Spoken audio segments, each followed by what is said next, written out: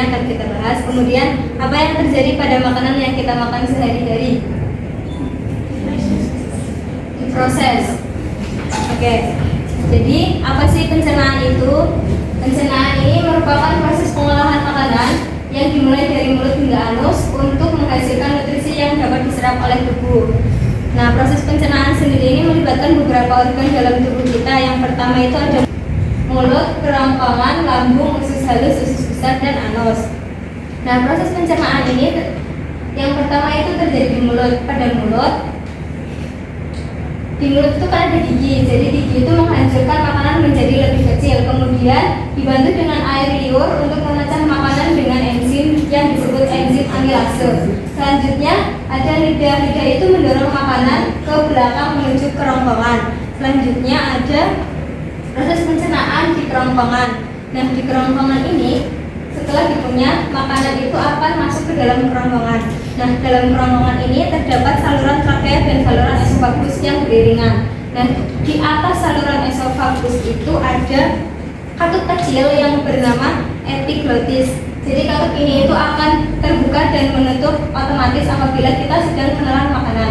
Nah, saat menelan makanan itu katupnya akan menutupi saluran trakea agar makanan yang kita makan itu tidak masuk ke dalam saluran pernafasan. Tapi apabila kita makan terlalu cepat, itu nanti kan katupnya itu kan belum sempat menutup dan masih terbuka, sehingga makanannya itu bisa masuk ke dalam saluran pernafasan sehingga dapat menyebabkan kita tersedak. Nah, selanjutnya di kerongkongan itu ada gerakan peristaltik yang dapat mendorong makanan ke lambung. Kemudian ada proses pencernaan di lambung. Nah, di lambung ini makanan itu bercampur dengan asam lambung dan enzim pepsin. Selanjutnya proses ini membantu memecah protein menjadi lebih kecil sehingga makanan yang sudah menjadi cairan itu disebut kimus. Nah, kimus ini akan disalurkan ke usus halus. Nah, setelah dari lambung, kemudian empedu dari hati dan enzim dari pankreas itu membantu memecah lemak, karbohidrat, dan protein. Kemudian usus halus ini juga berfungsi untuk menyerap nutrisi penting melalui dinding usus dan masuk ke dalam darah. Selanjutnya ada proses pencernaan di usus besar. Nah, setelah melalui usus halus, sisa makanan yang tidak dapat dicerna itu akan masuk ke dalam usus besar. Nah, di dalam usus besar ini juga terjadi penyerapan air dan mineral.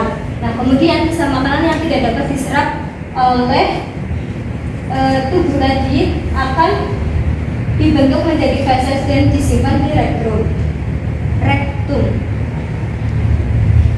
Kemudian di sini ada nutrisi yang dibutuhkan oleh tubuh itu seperti karbohidrat, protein, lemak, vitamin, mineral, dan air. Kalian bisa baca di buku paket yang sudah kalian punya. Nah, kemudian di sini ibu akan membagikan LKPD yang nantinya kalian itu akan disuruh mengisi dari kolom-kolomnya mengenai nama organ pencernaan dan kegunaannya. Ini saya bagikan.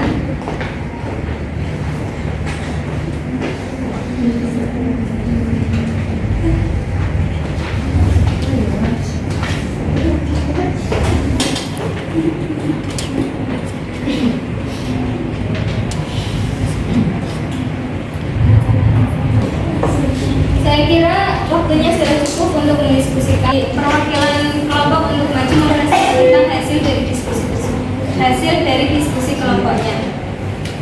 Maka nama saya Hindia, saya akan membacakan hasil diskusi dari kelompok kami. Mulut itu kegunaannya sebagai tempat terjadinya proses pencernaan secara mekanik seperti memotong, mengoyak, dan mengunyah makanan, dan proses pencernaan secara kimiawi dengan dihasilkannya enzim amilase untuk memecah protein. Kemudian sistem pencernaan adalah proses pengolahan makanan yang dimulai dari mulut hingga anus untuk menghasilkan nutrisi yang dapat diserap oleh tubuh. Sekarang kan tadi kan kita sudah berdiskusi dan kalian juga sudah mendengarkan penjelasan dari saya. Selanjutnya ada yang bisa menyimpulkan dari hasil diskusi tadi? Pengolahan makanan yang dimulai dari mulut hingga anus atau menghasilkan nutrisi yang dapat diserap oleh tubuh. organ-organ yang berperan dalam sistem pencernaan manusia, yaitu esofagus, lambung, usus halus, usus besar, dan juga anus.